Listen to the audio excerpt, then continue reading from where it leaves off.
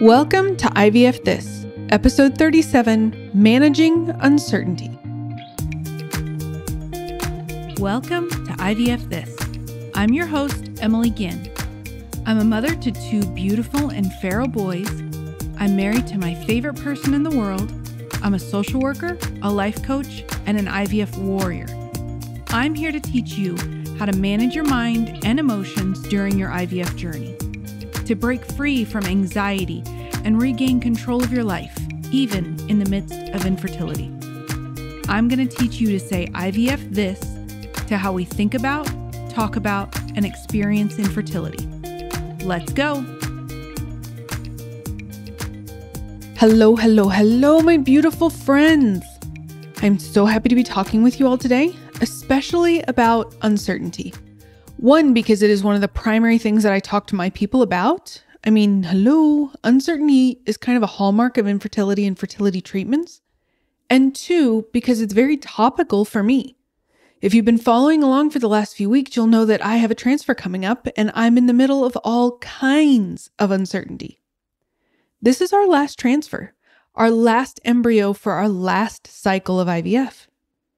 Before we went into the cycle, my husband and I really spent a lot of time thinking about and talking about and coming to terms with this being our last cycle.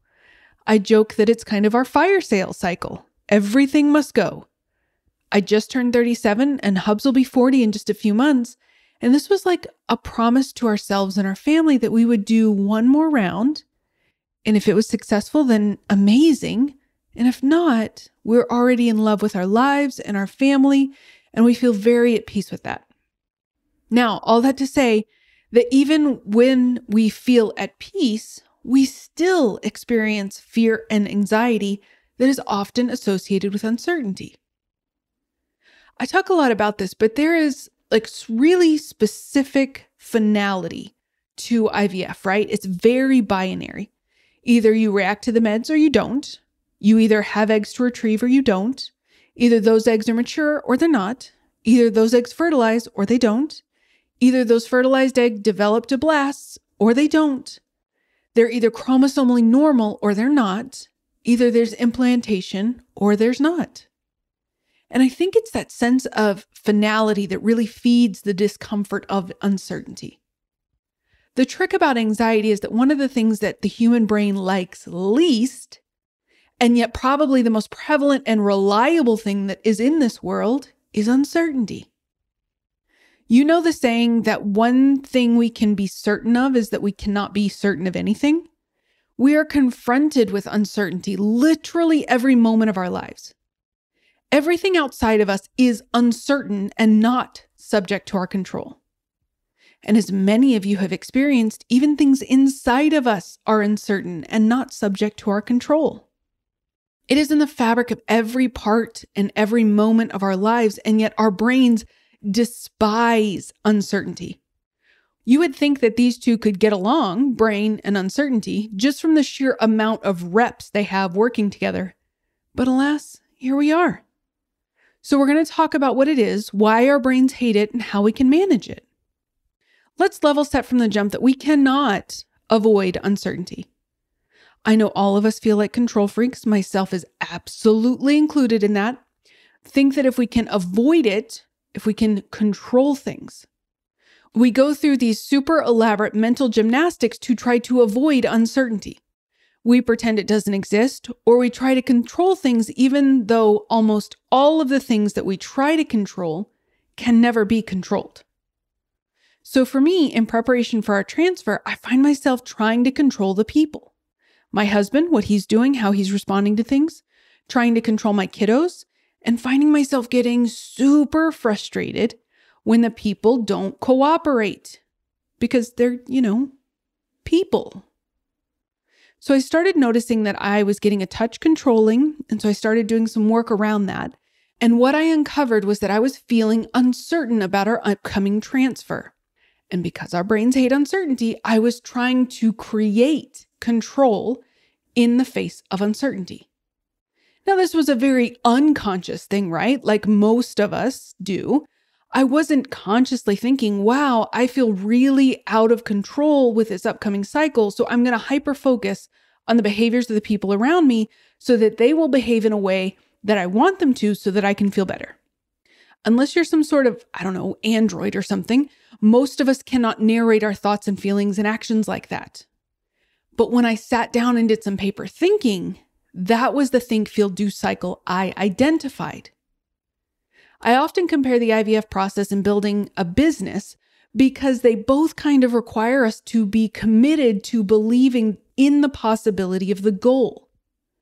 Not necessarily complete commitment to the belief that it will happen, but certainly belief in it's possible.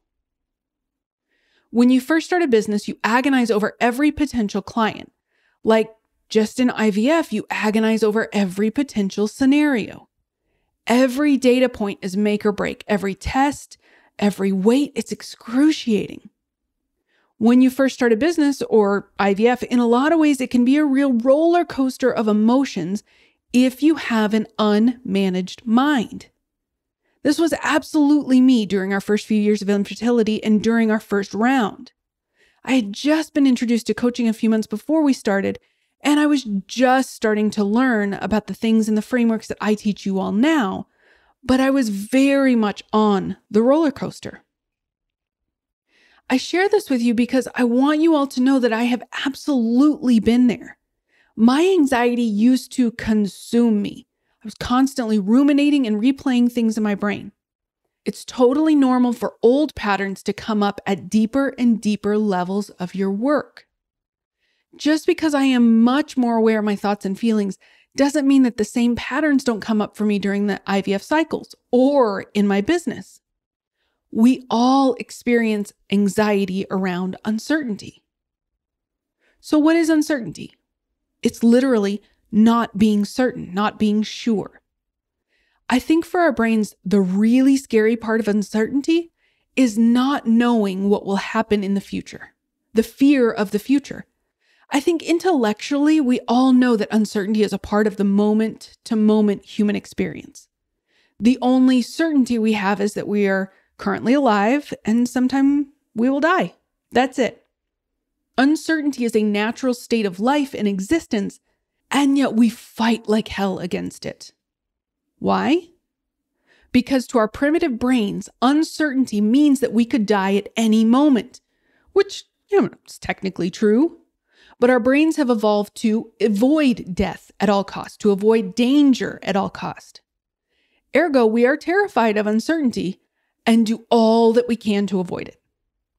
I think one of the primary ways we try to avoid uncertainty is that we make up stories in our brains about how things will be, so that we can pretend we know what's coming. Think about how much time you spend thinking about the future or worrying that what will come and trying to prepare for it. And all of that is because you fear the uncertainty, the unknown. Here's the kicker. We are so afraid of uncertainty that we would rather make ourselves miserable now with our worries and forecasting and fretting just so we can think we are prepared to be miserable in the future. I mean, come on, brains. We try to control everything, our bodies, how we look, what other people think of us. Think of people pleasing. We try to control the environment. We try to control friends and family, all the things. All because we fear the unknown, the uncertainty. But I'm not going to stop there because this is the most important part that we really don't think about. What we actually fear is not the thing that might happen, right? The situation or circumstance. Circumstances never cause our feelings. A circumstance happens and then we have a thought about it. That's how it works. So a circumstance is not what we're fearing. What we fear is what we might think and feel in the future. We are terrified of uncertainty because we are uncertain about how we will think and feel in the future. And because we're not taught about our thoughts and feelings, and we believe thoughts and feelings just happen to us, that our experience of life comes from the outside. So the idea of this feels out of control, and so we fear not knowing what we will feel and why. I mean, if you think about it, we're afraid of our own minds and our own bodies. We are afraid of the thoughts we might have and the sensations that we might feel. I'm going to say that one more time because I think it's really important to understand. We are not afraid of the thing happening, whatever it is. We are afraid of how we will think about what happened and how we will feel about what happened. So we're afraid of uncertainty because we don't know when or if those things are going to happen. Yet nothing in our lives are certain. Our jobs are not certain. Our relationships are not certain. Our health is not certain. None of it is certain. Getting comfortable with the discomfort of uncertainty is how we break through that anxiety and how we manage uncertainty. I'm sure you are hoping for strategies to create more certainty. I get it. But the key is to stop buying into the illusion of certainty that many of us have created. This illusion that we buy into so wholeheartedly, and yet we still don't feel any better. We fight so hard to cling to this illusion and end up feeling terrible because we're trying to control things that are uncontrollable. Uncertainty is an emotion, and the first step with any emotion is to allow it to be there. So many of us, myself included, don't like to feel uncomfortable. So when we experience an uncomfortable emotion, we try to solve for it immediately. But emotions are not a problem to be solved. They are a thing. They are an experience to have. If we try to force ourselves to let go of an uncomfortable emotion, number one, that shit don't work at all. And number two, usually what happens is when we can't get to a more comfortable emotion, we shame ourselves for quote unquote not doing it right. We don't need that extra layer of garbage in our life, so we start with processing the emotion that we are currently experiencing. Now, it's the now process for allowing emotions. I go through it in detail during the Feel Better Now podcast episode, so check that out if you want more information. But the first step is to notice and name the emotion. A lot of us will probably name it anxiety, which isn't wrong. It's a facet of anxiety. If you're swarming around with a bunch of I don't knows or what ifs, that might be a really good indicator that uncertainty is underneath that anxiety.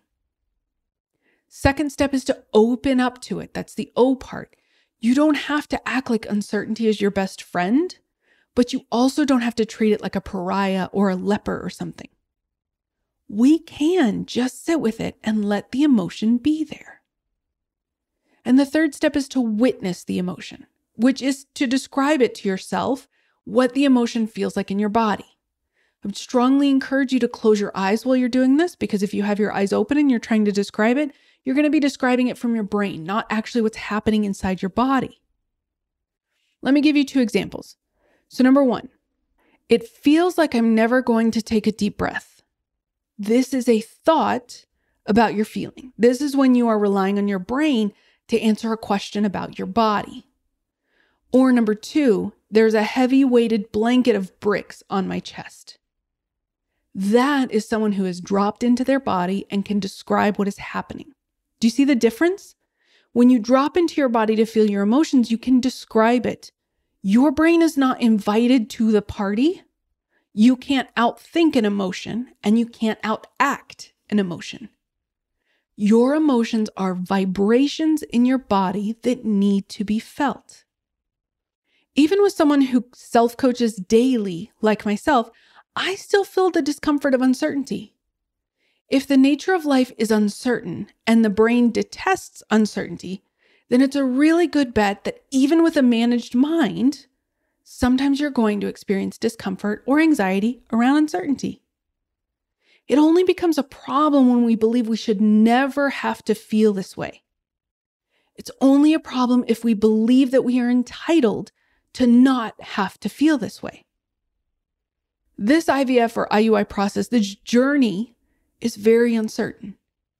We do the things, we take the supplements, we do what our doctor says, we inject the meds, we do all the things, and yet the outcome is completely uncertain.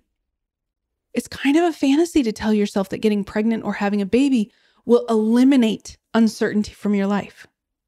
The uncertainty will just change and morph into another area of your life because that's what it's supposed to do.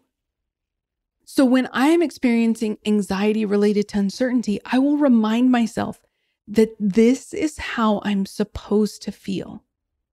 This helps me a lot with the O part of now, the open up to it. I'm not telling myself that I shouldn't feel this way, which is what a lot of us do. Once you've allowed for and processed that emotion, then you can start digging into what is really causing it, which is always your thoughts. I mentioned it before, but I think it bears repeating. We're never really afraid of the thing that's happening or might happen.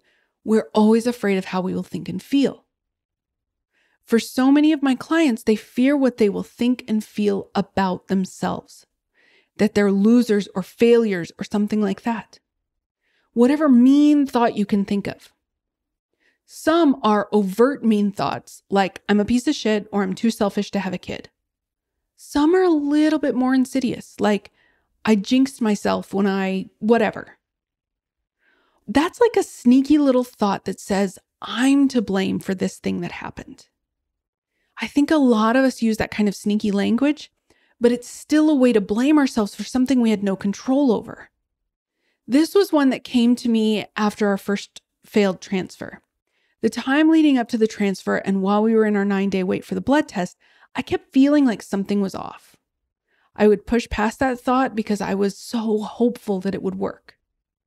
Then we got the news and I remember thinking, see, I knew something was wrong and I should have trusted my gut. That thought plagued me for weeks.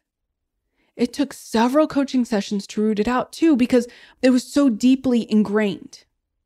I blamed myself. I genuinely blamed myself.